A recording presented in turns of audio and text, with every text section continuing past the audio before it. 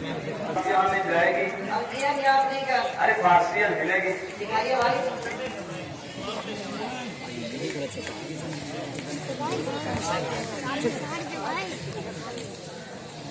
जी उस्मान साहब अस्सलाम वालेकुम। जी अल्हम्दुलिल्लाह मैं सामान की तैयार हुआ था। नहीं बात हुई थी मुझसे कह रहे थे और बता रहे थे हालात के बारे में। जी तो मैंने कहा भाई ये तो मुसलमानों की जमी है, मुसलमान जिस दिन एक हो गया तो देखते हैं कौन जीतता है। फिर होने दीजिए लड़ाई, होने दीजिए जंग, कोई टिकता थोड़ी ना उस्मान साहब। अगर हमारे सामने सारे मुसलमान एक साथ हो जाए तो फिर हिंदू को कौन बचाएगा? जो होगा देखा जाएगा। हम भी कम थोड़ी ना है लड़ाई में। हम तो इस मुल्क में रहते हैं और यही रहेंगे, लेकिन हम उनसे मोहब्बत नहीं करते उस्मान साहब। ये तो हमारी कमी है कि हम थोड़ा सा देख लेते हैं या कर लेते हैं। चलिए ठीक है, मैं आपके बाद में बात करता हूँ। अल्लाह हाफिज। इधर दिखाइए भाई। अरे भाई इसको आने दो, पहले मुझे ये बात पता क्या बकवास कर रहे थे सारा मजहब को लेकर के। क्या भाई आप किस मौजूद पर बात कर रहे थे? नहीं वो मुसलमान भाई के आप ही की तरह उनसे बात कर रहा था। आपकी हिम्मत कैसे हो गई ऐसे अल्फाज इस्तेमाल करने की? आसान लग रहा है, किनको मांगे की बात कर रहे क्या? नहीं जैसे ये है ना कि हिंदू भी तो हमारे भाई है, मासूम लोग हैं। नहीं मैं इसलिए कह रहा था कि मुसलमान एक हो जाए। अरे भाई मुसलमानों को किस टाइप में होना चाहिए?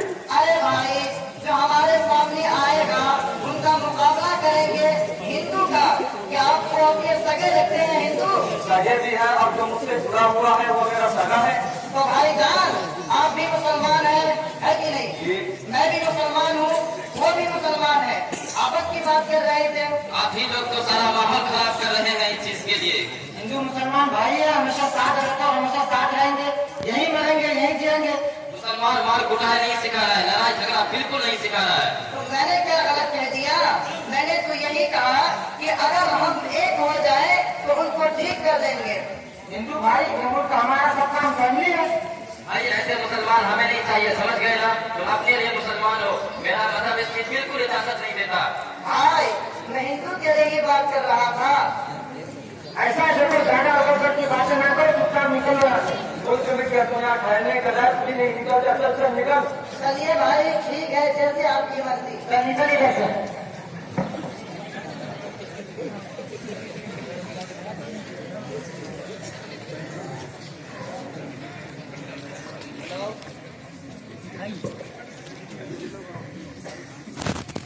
ना अभी तो मैं कालिका मंदिर में हूँ।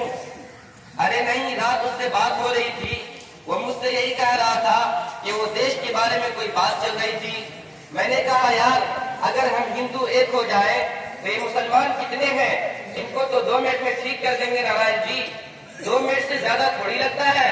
वही मैं उसको समझा रहा था, एक हो जाओ यार, ये देश हमारा है और हमारा ही रहेगा। भाई आपका क्या नाम है? सुशील। भाई आपको शर्म नहीं आती ऐसी बात कहने में? आपको पता नहीं क्यों गंदा लग रहा है? आपको ये नहीं लगता ये हमारा देश है? मैं हिंदू आप हिंदू, वो कहां से आए बीच में? यही तो सुंदरता है, सबको मिलाकर ये देश बना है। भाई हिंदू मुस्लिम सिख ईसाई सब है भाई भाई।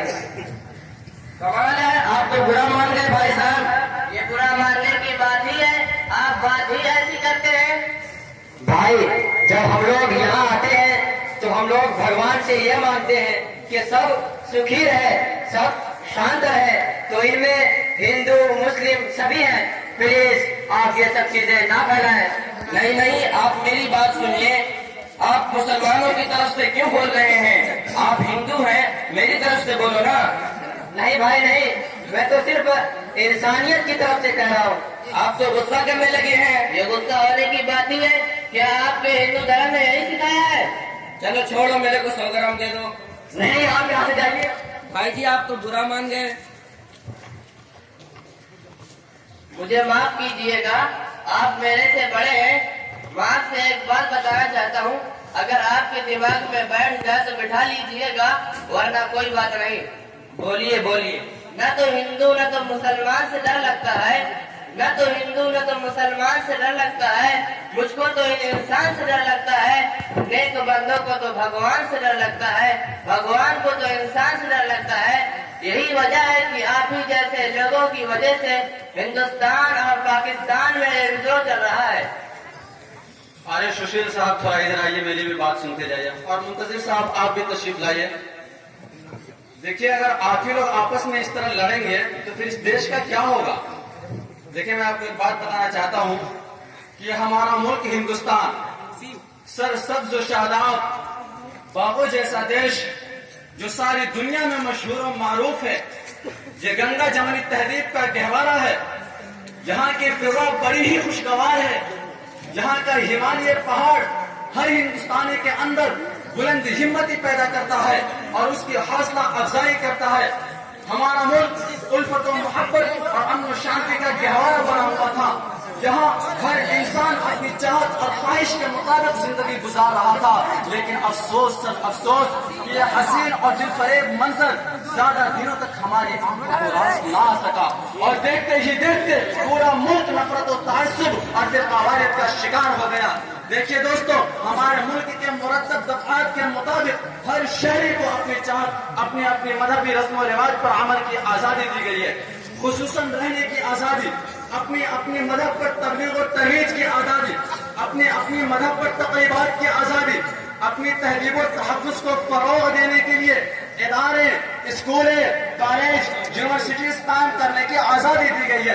लेकिन इसके बावजूद दोस्तों, आज जो हिंदुस्तान की सूरत हाल है वो बहुत ही खौफनाक और वहशतनाक है। जिधर भी हम देखते हैं नफरत और अदावत के लावे ही फूट रहे हैं, बल्कि मुख्तलिफ मज़ाहिब के मानने वालों के दरमियान नफरत और दूरी पैदा करने की मनसूबाबंद कोशिशें की जा रही है। हद तो यह है कि मासूम बेगुनाहों पर कोई इल्जाम लगाकर ये सब पसंदों की भीड़ उनको मारती पीटती फिरती है। गोया कि हर हिंदुस्तानी डर और खौफ के साए में जिंदगी गुजार रहा है। कोई भी हिंदुस्तानी अपने आप को महफूज नहीं समझता, खासतौर पर ये सियासी नेता मफाद परस्त खुदगर्ज आवाम के जज्बात का सहारा लेकर बल्कि समाज को टुकड़ों में बांटकर अपना उल्लू सीधा कर रहे हैं। ऐ हिंदुस्तानियों, ऐसे खुदगर्ज नफ्स परस्त पुजारियों से होशियार रहो और तुम खुद अपने मुस्तकबिल के बारे में फैसला करो कि आज हमारा मुल्क किस रुख पर चल रहा है। रोजमर्रा आपसी नफरत और तनाज़ुआत में इजाफा होता जा रहा है, तो गारतगिरी आम होती जा रही है, गुर्बत और बेरोजगारी बढ़ती जा रही है। जिस मुल्क को अमन और शांति का गहवारा कहा जाता था, जिस मुल्क को सोने की चिड़िया कहा जाता था, वो मुल्क अपनी तमाम खूबियों को खोता जा रहा है। देखिए दोस्तों, मैं आखिर में आपको ये बात कहना चाहूंगा कि अगरचे हम लोग हकीकतन अपने इस मुल्क के तई वफादार हैं और हिंदुस्तानी भाइयों को जुल्म सितम और तबाही बर्बादी से बचाना चाहते हैं, तो हम सबको फिर से इस मुल्क हिंदुस्तान को तरक्की की राह की ओर लेकर चलना पड़ेगा। और इसके लिए हम तमाम भाइयों को मिलकर करना पड़ेगा और हसद और तअस्सुब, कीना कपट के खिलाफ और इल्मी पसमानदगी के खिलाफ आलम बगावत बुलंद करना पड़ेगा, ताकि फिर से यह हमारा मुल्क हिंदुस्तान अमन शांति का गहवारा और सोने की चिड़िया बन सके। इसी को तो अल्लामा इकबाल ने कहा है कि सारे जहां से अच्छा हिंदुस्तान हमारा, हम बुलबुले हैं इसकी यह गुलसिता हमारा। आपने तो हमारी आंखें खोल दी, आपका धन्यवाद। चलिए, गलतियां होती रहती है, आप लोग एक दूसरे से माफी मांग लें। एक किताब घर में रखी गीता और कुरान आपस में कभी नहीं लड़ते, और जो उनके लिए लड़ते हैं वो उनको कभी नहीं पढ़ते।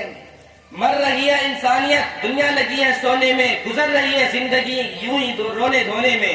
सिसक रही है माए बैठकर कहीं अंधेरे कोने में, फुर्सत हो तो पूछना क्या दर्द है किसी को खोने में। तू भी किसी का बेटा होगा, ऐसे ना हैवान बन, हिंदू बन या मुसलमान बन, पहले तो इंसान बन। दोस्तों, आपसे ये गुजारिश है कि इस पैगाम को इतना फैलाए हर उस इंसान के पास ये बात पहुंचनी चाहिए जो ये सोचता है कि हिंदुस्तान पर सिर्फ हिंदू राज रहेगा, यह सिर्फ मुसलमान राज रहेगा। तू हिंदू है, मैं मुसलमान, ला मैं तेरी गीता पढ़ लूं, तू पढ़ ले कुरान। अपने तो दिल में है दोस्त बस एक ही अरमान, एक थाली में खाना खाए सारा हिंदुस्तान। जय हिंद, जय भारत। दोस्तों इसके बाद